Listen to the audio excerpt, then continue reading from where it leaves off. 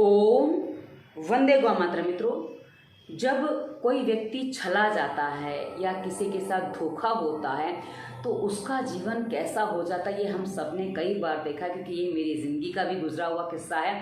तो मैं इस बात को बहुत अच्छे से जानती हूँ।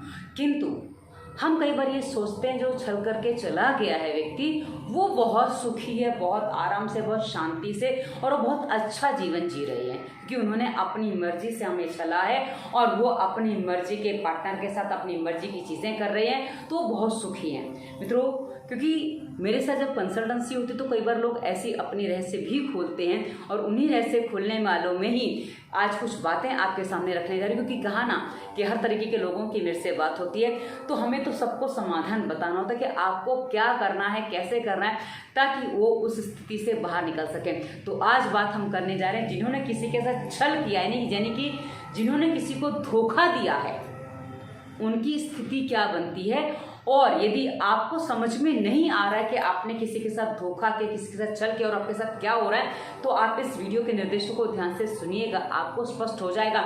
और फिर भी यदि आपका कोई प्रश्न बचे तो कमेंट वीडियो पर करिएगा, ताकि हम आगे अपने और वीडियो में आपके प्रश्नों का उत्तर दे सकें, क्योंकि हमारा उद्देश्य दवा मुक्त भारत है। और ये तभी होगा जब हम अपने विचारों को सही दिशा देंगे, विचारों को सही करेंगे, क्योंकि विचारों से हमारा शरीर और हमारा मन दोनों ही बहुत गहराई से प्रभावित होते हैं, क्योंकि जो मन है, मन का पूरा प्रभाव शरीर पर पड़ता है, तो इसलिए हमारे विचार बहुत अधिक हमारे शरीर पर प्रभाव डालते हैं। तो चलिए आज की बात आरंभ करते हैं। मित्रों, जो छल करके चले जाते हैं ना, उसमें दो प्रकार के लोग होते हैं।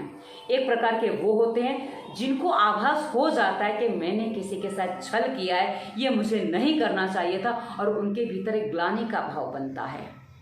और दूसरे वो होते हैं जिनको इस बात का आभास ही नहीं होता, वो इस बात का आभास ही नहीं कर पाते हैं कि मैंने किसी के साथ कुछ अनुचित व्यवहार किया है और मेरे साथ क्या हो रहा है। वो एक ही प्रश्न में फंस जाते हैं, पता नहीं मेरे साथ ऐसा क्यों हो रहा है। यदि आपके साथ भी समस्या है कि पता नहीं मेरे साथ ऐसा क्यों हो रहा है, तो इस वीडियो के निर्देशों को ध्यान से आपके लिए भी सुनना आवश्यक है, क्योंकि ये आपके प्रश्न का उत्तर भी हो सकता है।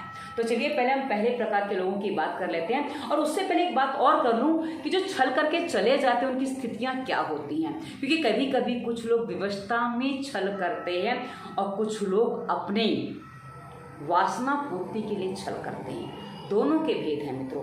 ये चार बातें मैं आपको आज स्पष्ट करूंगी।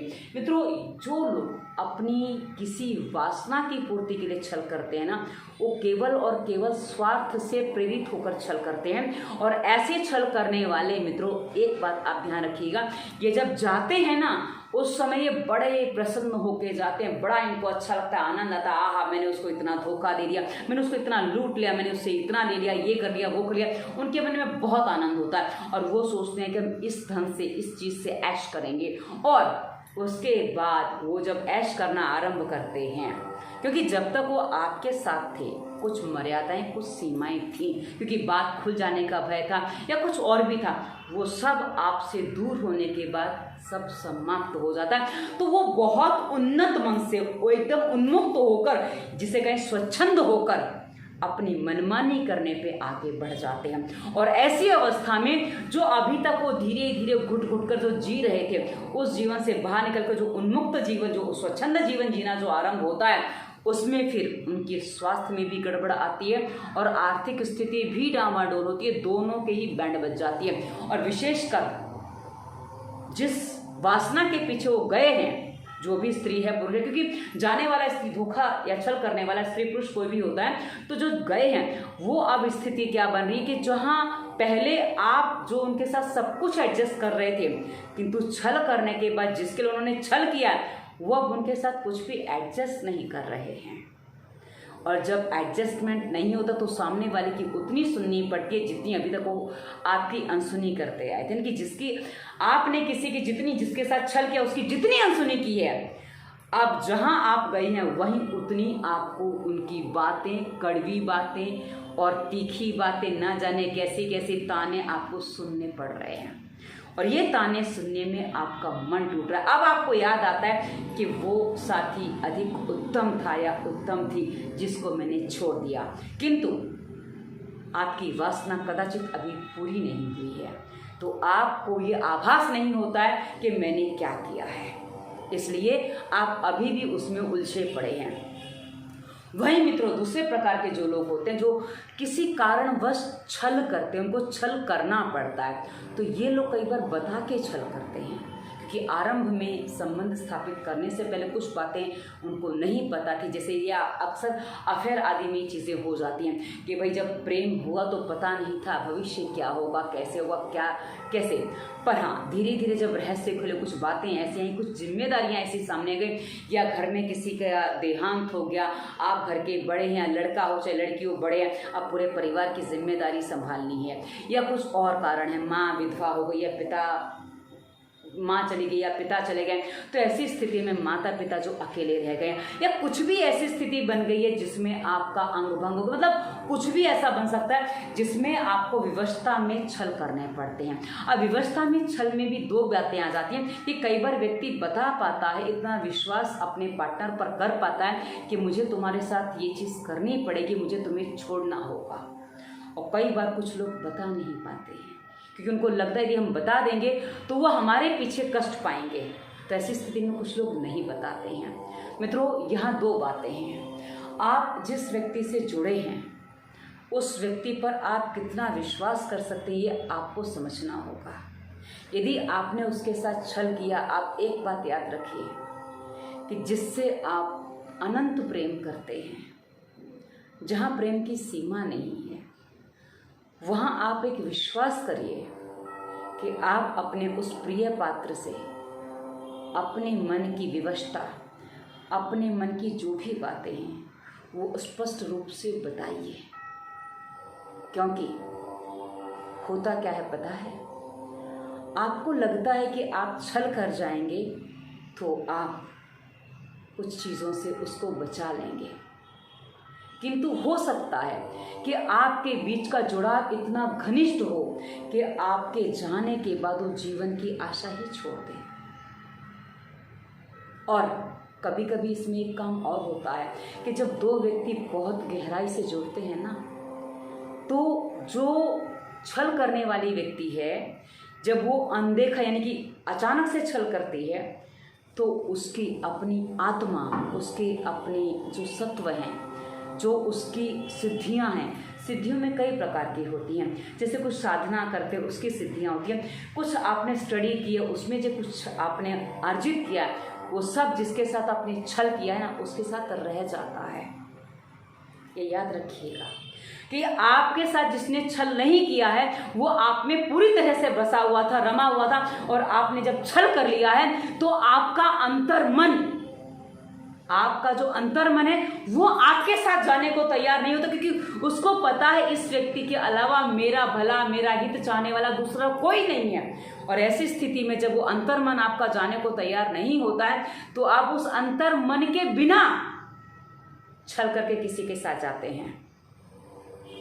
तो अब आपके पास डिग्री भी है, सर्टिफिकेट भी है, आपका अनुभव भी है, और साथ ही आपने जो साधना की है, आपकी सारी चीज़ें हैं, किंतु वो सारी की सारी चीज़ें अब आपके काम क्यों नहीं आ रही हैं? क्योंकि धीरे धीरे धीरे जैसे समय बीतेगा, यदि आप अहंकारी हैं, ध्यान रखिएगा इस बात को, यदि आपको अपनी भूल का आभास ही नहीं हो रहा है, तो ऐसी अवस्था में आपका सत्व, आपका तत्व, जो आपके भीतर के अच्छी चीजें थी, वो सब की सब जिसके साथ आपने छल किया उसके पास रह गई हैं।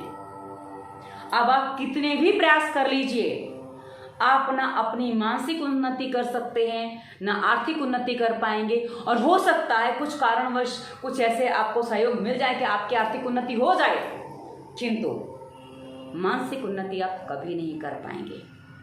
और यदि आप आध्यात्मिक मार्ग पर चलना चाहते हैं तो उस मार्ग पर कभी आप आगे नहीं बढ़ पाएंगे किसी के साथ छल करने के बाद, क्योंकि आपकी आत्मा का सत्व कहीं छूट चुका है। इस बात को कदाचित साइंस नहीं मानेगा, मत माने, किंतु यह प्रैक्टिकल अनुभव है मित्रों, जो मैंने अपनी लाइफ में औरों से पाए हैं। क्योंकि जब मेरे पास कहा ना कंसल्टेंसी करने लोग आते हैं तो अपनी गलतियां भी बताते हैं, कुछ बातें बता जाते हैं। मैंने पिछले दिन एक वीडियो दिया था कि साधना तो करते हैं पर जैसा फल चाहिए वैसा फल नहीं मिलता है। क्यों नहीं मिलता है? इसी वीडियो के डिस्क्रिप्शन में रोगों के कारण प्लेलिस्ट में उस पर विस्तार से वीडियो मिल जाएगा। क्योंकि आप जो साधना कर रहे हैं, आप जो उससे पहले कुछ गलतियां ऐसी कर चुके हैं, किसी के साथ छल कर चुके हैं, तो निश्चित है कि आपकी साधना, आपका सात्विक मन आपका साथ कभी नहीं देगा। और जिसका साथ उसका सात्विक मन नहीं देता है, उसका ईश्वर भी साथ नहीं देता है। क्योंकि ईश्वर की शक्तियां जो है ना, वो केवल और केवल सात्विकता के साथ होती हैं। वो रजस और तमस के साथ कभी नहीं चलती।